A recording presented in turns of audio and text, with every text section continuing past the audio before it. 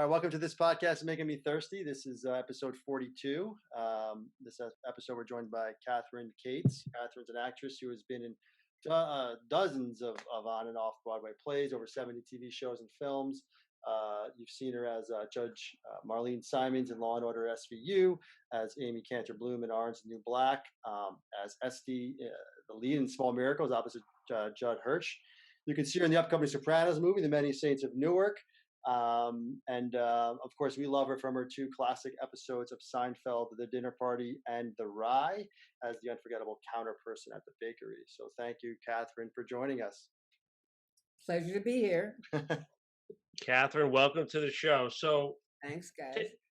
Take us back a little bit. So 1994, that you finished up, I mean, you were doing a lot of work, right, in the 80s, a little Matlock in 91, and then 1994 comes around and you get the call. Or tell us about how that process worked when, for season 5 of Seinfeld, The Dinner Party, how'd the role come about? Like they all come about. My agent called me and go in for an audition. And I had actually auditioned for them, I think 3 times before, which always felt good. It was like, they didn't want me for the handicapped one. And I don't remember the other 2 so well. But I just figured eventually they'll hire me. And also in those years, I was running a theater company in LA. So really acting was kind of a hobby for me. And I was always happy to work, but it wasn't my primary goal in life. So it was nice. It was fun. And so I get the call and I go in and I read the episode and I happened to own the lucky Babka dress. So this was a dress my mother owned, something you threw over your head. It looked like it was from Hungary. I don't know. It was a riot. And I walked in, and unlike most auditions, this room was like bleacher seats, and everybody was in this room. Jerry was in there, and Larry was in there, and every other writer that ever worked on the show was in there, which is always kind of a shock. Sometimes it's just a casting director, and sometimes it's nobody. And this was everybody. Everybody's in there. And it was one audition, and Jerry yelled at me, said, "You're going to have to cough better than that." So I did, I guess. And that's kind of what I remember about the audition. It was fun. And it's always so terrific when you have an actual audience, and you did. So it's interesting you said that they had you come on a couple of times, because we were talking about before you came on, you fit into the scene so well, the vibe of New York City. I mean, you're saying right now you're talking to us from New York City. I mean, you are a New York City bakery counter person in that episode. Like, that's why they probably called you back sometimes. We have to find something for her. She fits into this world so well that it was just like, I mean, you're originally from New York? I know you said you went to LA, but you're originally from New York, right? I'm originally from New York. I grew up a little town on Long Island called Great Neck. Okay. Went to NYU, and then I went out to LA really to visit my sister and met some other New Yorkers who were on the verge of starting a theater company, and I went, that's for me. So I really did that for the next 10 years of my life. So at the time in 94, Seinfeld was kind of in its groove and hit its like ratings peak. And in our opinion, season 5 is probably the best season of the show. And obviously you played a big part in that. Because we do believe that. Like, we think the 4 main characters are great, but this show lets the secondary characters shine, and like you were able to shine in this episode, and that really came through. But were you a fan of the show before? I know you got called in a few times before that, but were you an actual fan of the show? I watched it. I was a theater producer. I wasn't a TV watcher. Of course, I knew the show and I loved it. But I mean, I knew everybody that was on it.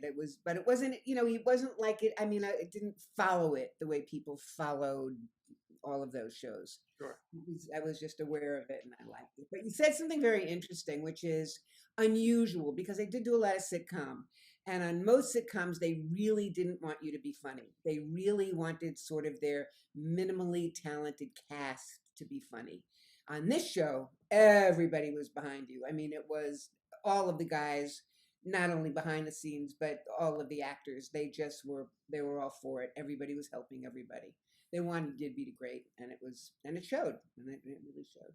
Yeah, you're not the first person to tell us that. That's interesting. That's really good to hear. I mean, we're getting that a lot. That seems to be a running theme. Now you're in both episodes you were in, the dinner party and the rye. Your interactions were with Jerry and Elaine, as far as the four main characters go. But I'm going to assume you're probably on the set for most of the show. I mean, we're just kind of curious if you have any on-set interactions or stories that kind of came up that might have been whether it's, I don't know how involved Larry David was or the writers of those episodes or even just the four main characters. I have a lot to tell you. So the first morning I get there, and I'm nervous, and I haven't really met anybody yet. And Right. just before you sit down, there's bagels, of course, and cream cheese and whatever. And there was this very sharp knife, and I cut myself. And I cut myself to where I'm standing there, and blood is actually dripping. And I'm thinking, this is a little more than nothing. This is not just nothing. And George walks in, or Jason walks in, and he's making his bagel, and he turns around, and he looks at me, and I said, I think we need to call somebody. And then I guess it was Michael Richards who said, is that the knife you used? I said, yes. Jason says, I just used that on my bagel. So we were all laughing about that. But they did. They got me down to a medic, and they had to do butterfly stitches. And that was my first morning on the set, and got there. And you've probably heard this a million times before too. On a normal sitcom, you go and you have a read through, and then you go home, and then they send you a new script, and everything's changed. And then you come in the next day and you sit down and you read it, and then they change everything, and then the suits come in the afternoon and they change everything. None of that happened. None of it happened. Wow. So it didn't. That isn't what went on with that show. You got a script. You worked on it. Nobody else touched it. Nobody came in. Jerry and Larry, of course, was there, and they would tweak things as well. It's not really funny. Why don't you try that? I didn't see a director until they brought in the cameras on Thursday. It was just all of us playing with it and coming up with stuff. Larry wrote that line, "How about a nice box of Scram," the day we were shooting it. Wow, I was just going to ask you about that. That's awesome. Just right out of his mouth, as you can tell. And that's exactly what it was like working with them. Delivery on that's perfect, by the way. Thank you. So you mentioned, and I do want to get back to the script, but you did mention the directors, and we kind of talk about this a lot. And you had two different directors in season 5. Is Tom Sharonis, who we love and adore, and then Andy Ackerman in season 7. But it sounds like there wasn't much interaction at that point when the directors came in. It was kind of a done deal, or did you sense a difference between the two? I remember Tom telling me, stand over here because we can't see you over there. And I was a theater person, so I wasn't really, so my mind wasn't on the cameras. And suddenly there were extras everywhere, and onion rolls, and it became a whole other thing. So it was a mess to work with. All the extras, of course, are trying to talk to me to have some kind of, anyway. So it was like that. That was what so that was truly the interaction I remember having with him. And when we did the Rye episode, this was the 2 days before Thanksgiving. My husband and I were walking out the door to go to New York to fly home for family. And it was my agent saying, they want you to come back. Can you work tomorrow? And I went, so I figured, of course you have to do it. So I said yes. And it was me and Jerry and I guess that woman. I didn't see another living human being. I mean, the set was empty. Everybody was gone for the holiday. So I don't remember working with Andy at all.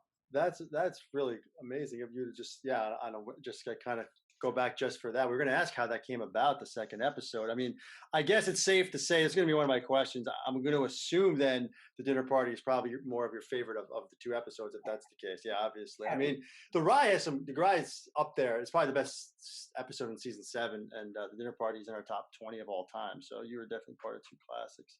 Wow, that's interesting. So you just went back just for that line. It's funny because the Schnitzer's Bakery isn't the bakery in the dinner party. That's one of the small things everyone obviously picks up on. But well, one thing I do pick up on is you wear the same yellow apron in both. Yes. That's how they knew it was me. But it's two different stores. Did that or But they, you know. Well, they Yeah. never said the name in the first one. They only show the exterior shot. So Right. is it two different stores? Maybe, maybe not. Or It could have been no. owned by Schnitzers and not called Schnitzers in the first one in the dinner party. I don't know. Just throwing that out there. All right. and let me ask you, Kathryn, Babkas. Yes. Like again, I never heard of a Babka I know. till We're like from New York. I never really knew what babka was. Well, I mean, because I watched it when I was you 10 bring years the old. babka when 12 you years go to old. a funeral. That's what people know babkas from. And nobody eats them because they're as dry as dirt. But what I loved, I looked at Jerry when we were done and I said, you know, it's making me so happy. All across America, husbands are going to turn to their wives and go, what's a babka? We were informing the world about the secret Jewish food that nobody knows about.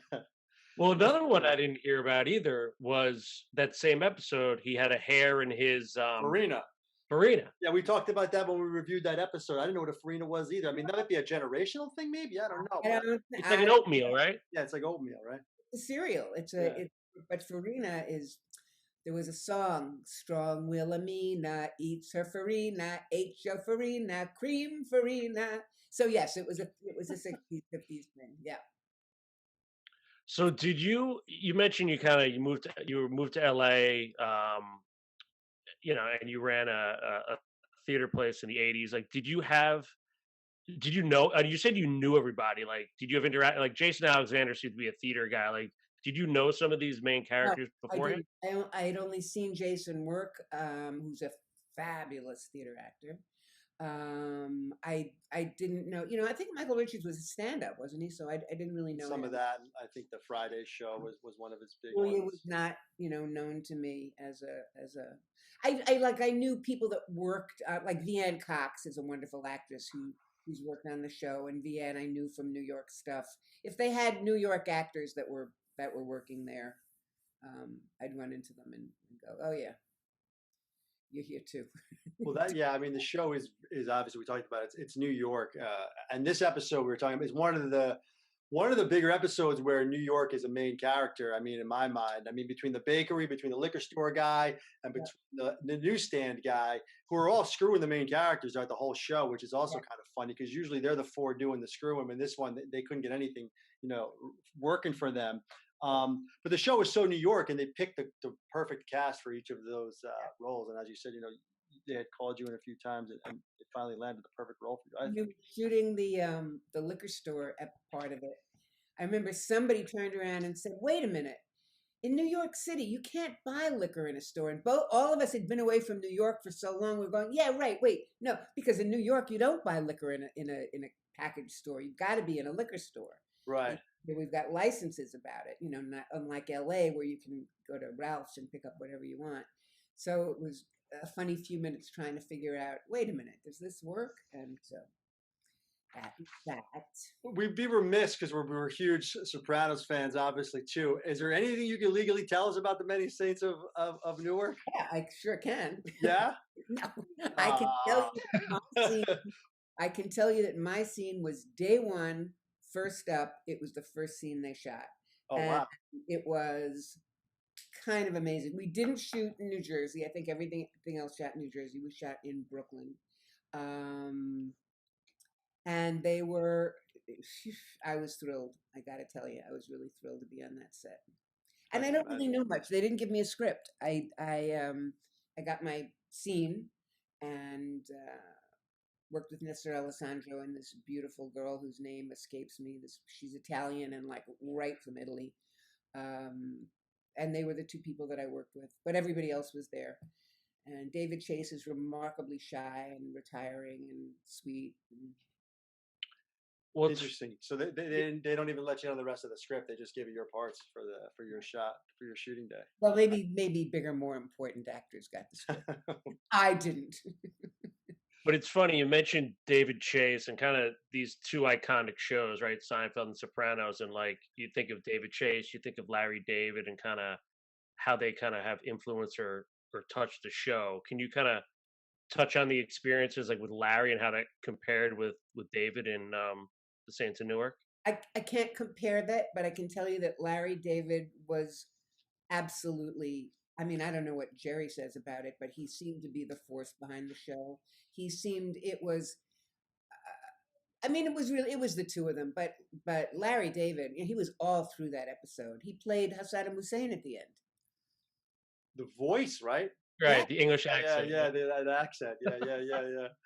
Yes. Yeah, And I that mean, great bit with the cookie. Look to the cookie with the. I mean, it was the whole episode was so full of really cool references. It was it was when I worked with Jerry, he was being an actor. right. He was being the writer, the director, and Larry was off there on the side, able to observe and fix things and do whatever it was. But that's what made that show so magnificent and so special. Nobody else touched it. It was just the two of them. Yeah, and it's interesting you bring up like Larry just made up the scram thing, like just the bakery alone, like the guy with the cane saying sorry, like that was probably just like kind of ad hoc at the second. But when you did what's that? The first time he walked through, Elaine and Jerry are sitting there on the floor, and he pounds his cane on her foot, and she goes, "Why don't you watch where you're going, you gimp?" And she threw her hand over her mouth, and it was hysterical. And they wouldn't let her say it. So I went over and I said, "Julia, just throw your hand," because it was like, if you don't go that after you say it. Anyway, it wound up not in there, but I just thought it was hysterically funny. But that's a nice tidbit. That's a nice tidbit. That guy, that's a funny scene. Everyone talks about that scene, the "I'm sorry" guy. Yeah, nice box of scram. I mean, it sounds like that's what Larry was doing. Is basically he just watches the scene, and if he sees something, he'll just throw it out there, and it's just added right there on the spot. He's basically writing as you go. Yep, that's what he did. Incredible. So the originals, like when you tried out, take us back to that again. I'm assuming that was '94. Right. You said much didn't change? I know, like the scram line got put in there, like, but did you read for like you did a coughing scene? I guess. Like, what else did you have to do in the audition? On the audition. Sorry. You know how many auditions I've done since 1994? 110, I think. This was not any different to me than any other audition I ever had. I wasn't sitting there thinking, "Oh my God, I'm working with Jerry and Larry on it." It had zero meaning. I was in for an audition, and it was a fun little scene. And I remembered. I mean, the thing I remembered most was I thought I was wearing the perfect dress. I said, nobody else is going to be wearing a dress like this. And that's literally all I remember about it. And so, the fact that they invited you back for the rye specifically, says a lot, I think, just to say, you need to be in this episode as well. And that you went back, for it. There was no audition for that. Obviously, that's it. No. You're coming in, you're doing this. For the rye episode, I know you said it was just you and Jerry pretty much on that set, but did you know the premise of that episode? Did you see the whole script, or you just thought you were doing that? You didn't know the whole, stealing from her and everything? Got handed a line, walked out. I mean, it was that important. And I'm going, now how are we going to get to New York? Then we had to figure out how you're getting residuals for that now to this day too, right? That walking in and doing that one line, that's an incredible episode, right? We do. It's crazy. The Seinfeld residuals are, other than the Snickers commercial I did last year, Seinfeld residuals have made me so really. It's been magnificent. They're amazing. So yeah, clearly, well deserved. There's a lot of Seinfeld nuts like us out there. When people none bigger than us though. There's a lot of them, but none bigger than us. Well, when people see you on the street, like, what's the line? Is it Babka or is it the scram? It used to be. It used to be. Oh gosh. And especially when I came back to New York, lots of cops would recognize me. I mean, I got recognized a lot back then, but not anymore. I mean, people know me from it, but it isn't the same. The morning after you do a show, it used to be in LA, you're walking down the street and somebody nudges your friend and does like that because they recognize you. But it isn't like that anymore. Even, it just isn't. I mean, I saw Yoko Ono not too long ago, and but there's so many people work and so many people are famous. It's just a different world. I don't know. Well, to what you're Yoko Ono to us, and you haven't aged a bit in 25 years. So congrats on that. Thanks. When is the Many Saints of Newark coming out? Do you know that? Nobody knows. Nobody. It's such a mystery. I mean, I think they really are bound and determined to have it open at a movie theater, and I don't blame them. Oh yeah. I Yeah, would love to see that. that's the pushback. They said That's they the need the theaters. pushback. They want the theaters to be I mean, open I for don't it. even know. I mean, I know Ray Liotta's in it, and I worked with Ray in that Jennifer Lopez show, Shades of Blue, which was a great show. And Nice. I love Ray Liotta, so I'm looking forward to that.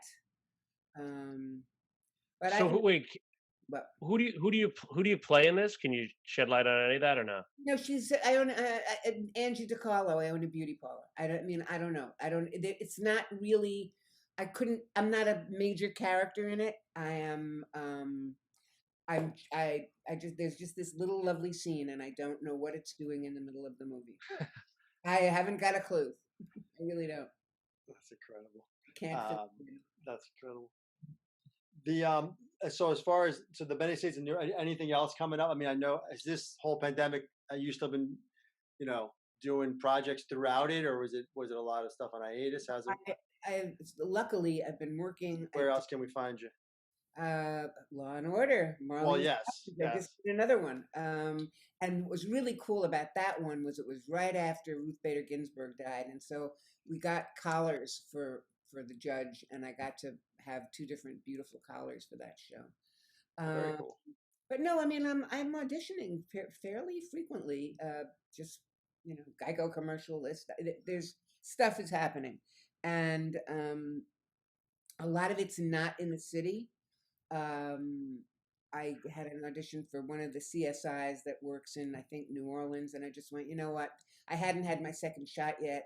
I said, I'm not traveling for 3 weeks out of town until I get a second shot, so I'm not doing that. What's your favorite babka, though? Cinnamon or chocolate? And for those of you who live nearby, Trader Joe's makes a damn good babka. That's O'Hara's place off Trader Joe's. He loves it. I got it right My down the wife, street too. from me. Yeah, it's right down the street from O'Hara. So Kathryn, like you've done it all, right? Like comedy, drama, Law and Order. Like, what do you prefer? Boy, I prefer the job that I have. Good answer. I really love. I mean, I know actors. Oh, I hated that. I have loved every job I've ever had. I've not had a miserable time on any set. I've not had a bad time with any director. I haven't had a script I disagreed with or had a problem with, and that goes for theater too. I mean, they've pretty much all been really, except for one, really terrific experiences that I would do again in a heartbeat. And doing TV is actually fun because if you've got it, like if you've got your lines and you know what you're doing, it's so fast and so furious. That was what that Shades of Blue was like. That it was the Jennifer Lopez's show, and I got to do all sorts of stuff on that show, and it was really special. And they gave you the time to do it. I loved it. I really did. It speaks a lot to who you are. If you're on all these projects that you like that much, the people you're working with, that means that they're choosing you for a reason too. I think that shows something there, in my opinion, for whatever that's worth. If you're always working on good projects with great people, there's a reason you're there too. They're saying the same thing, I'm sure. So that's good to hear. Thank you.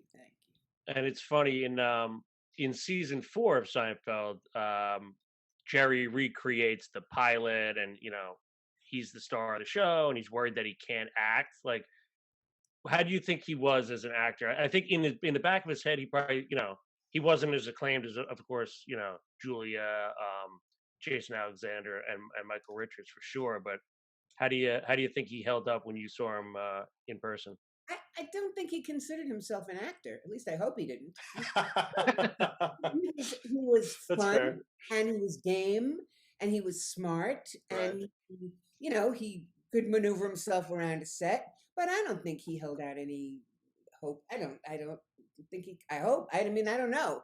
I never actually even thought about it. I just thought he considered that he's this genius who created this amazing show and managed to hold his own surrounded by really terrific people. And that in itself is an art.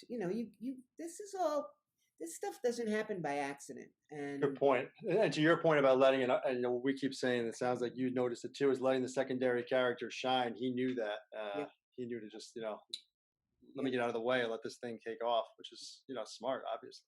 Yeah. And Kathryn, did you ever? I know, obviously Larry obviously went on to do, great things with Curb Your Enthusiasm. Did you ever get a call for that, or kind of want to work? Did you want to work with Larry again on Curb Your Enthusiasm? Never got a call for it, but my sister-in-law's mother lives in a place in Lake Worth, one of these fancy schmancy, places called, what's it called? The Fountains. And so she's sitting outside one day, and there's Larry David. So she walks over and she goes, "Mr. David, I know I shouldn't bother you." And he turns around and goes, "So why are you?" Perfect. That is perfect. Perfect. That's where, why not? How about a nice box of Scram would have come in? Yeah, exactly.